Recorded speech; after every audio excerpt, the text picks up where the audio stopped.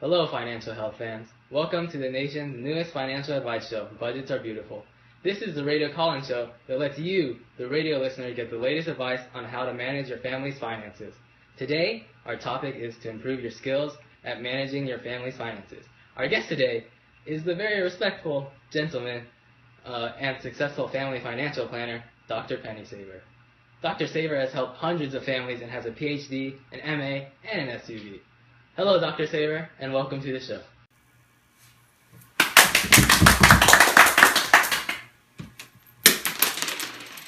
Whoa, you certainly live up to your name. Hello, Bob, and hello to all those people who are tuned in today. I'm ready to take your questions. Here's our first caller, Connie from Connecticut. You're on the air, Connie. Hi, Dr. Saver. I'm having disagreement with my husband regarding the meaning of some financial vocabulary. He heard someone on another calling show talking about how to spend disposable income. My husband laughed and said that all of our income is disposable. He said that we dispose of all our income by the end of every month. Sometimes we dispose of our income before the end of every month. I think he was joking, but could you tell me, what do financial planners mean by disposable income? Actually, your husband wasn't too far off. Disposable income is the money that you have left to spend or save as you wish after you pay your taxes, Social Security, and the other deductions that have been taken out of your gross pay. It is sometimes called net income. While disposable income can be used in many ways, most families have important financial obligations. Rents, car payments, and food bills add up quickly, so tough choices need to be made. That sounds kind of grim, Dr. Saver. Do you have any advice for Connie and her husband on how to get better use out of their disposable income? Financial planners suggest that setting up and sticking to a family budget is the first step toward financial success. I advise families to start by setting a monthly budget. That sounds like some good advice. That was some good advice. That was some good stuff. To do this, you make a list of your income and expenses. Under income, list all the money you anticipate earning for the year. For most people, most income will be what they earn from their jobs. If your income varies month to month, divide your annual income by 12 and use the answer for the monthly income in your budget. That's some respectable advice. That's pretty respectable advice. Then, list your expenses. To help make sure your list of expenses is complete, look at last year's bills, credit card statements, and bank records. To capture the amount you spend on items you buy with cash, keep track of your out-of-pocket spending for a month or two on a small tablet. After you have done all this, you will have a good idea of where your money goes each month. Common expenses are rent, car payments, insurance, groceries, and so forth. Don't forget to list your savings amounts for each of your goals. If you wait to save what's left at the end of the month, you'll never begin saving. They don't call you Dr. Penny Saver for no reason. That's so funny! Now, subtract your expenses from your income. I hope that this is a positive number. If it is, if you have more income than expenses, then you have a surplus cash that can be put into other uses. If, however, the number is negative, then you will need to cut your expenses, increase your income, or use some of your savings to get through the month. I highly advise against taking a payday loan. The interest rates are extremely high, and if you don't pay your bills on time, debtors can take a garnishment against your assets. But there's always a grace period when you have to pay these bills, so usually you can have a little bit of time to get some. Exactly. Here's our next caller, Calvin from California. You're on the air, Cal. Hello, Dr. Saver. Thanks for taking my call. My wife and I started to write a monthly budget, and then we learned right away that not all expenses are the same. Some seem to stay pretty much the same each month, while others change. Do other people have the same situation? Can you comment on different type of household expenses? You know, that's a great question. Families God bless. Families ordinarily have what we call fixed expenses and variable expenses. I'll take them from here, alright? Whoa! Let's go! Saver! Fixed expenses are ones that are relatively constant each month.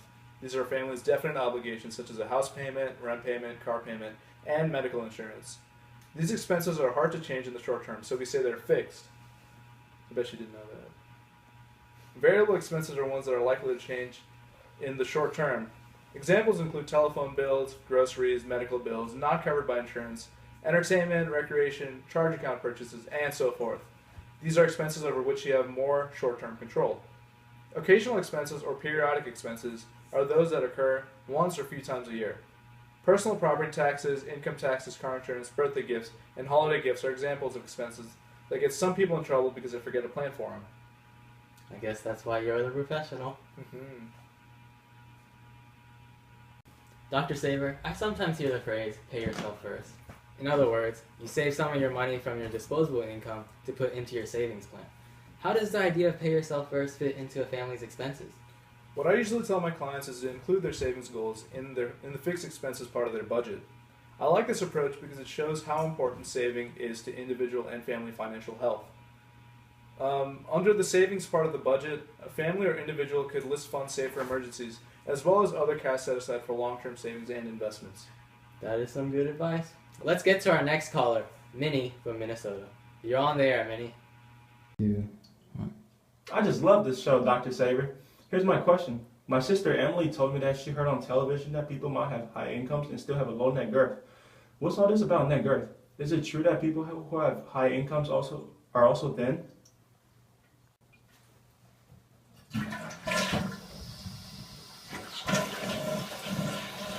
Was that a flush I just heard? You know, that is not respectable. Yeah, that is disgusting. That is disgusting. Minnie, I think that you misunderstood your sister. I think she was referring to the idea of net worth, not net girth. Let me explain. Look, people can have high incomes and still not be wealthy. When we measure wealth, we're measuring net worth. Here's how to figure out your net worth.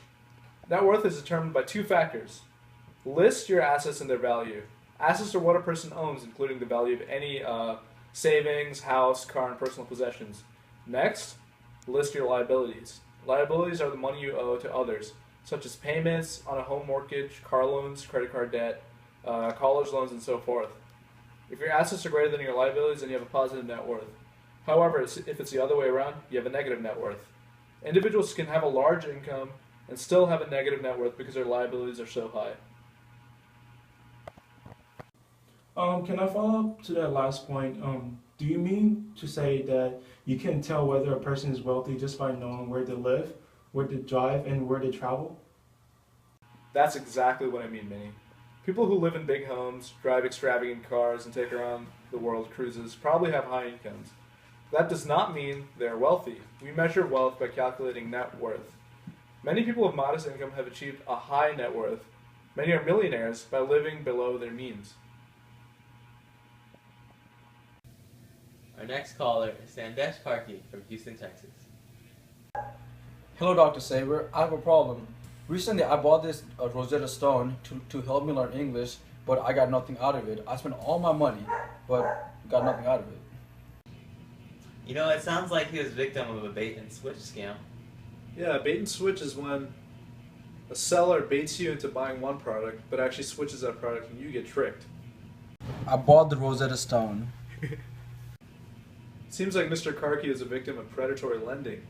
They sold him a loan instead of a stone.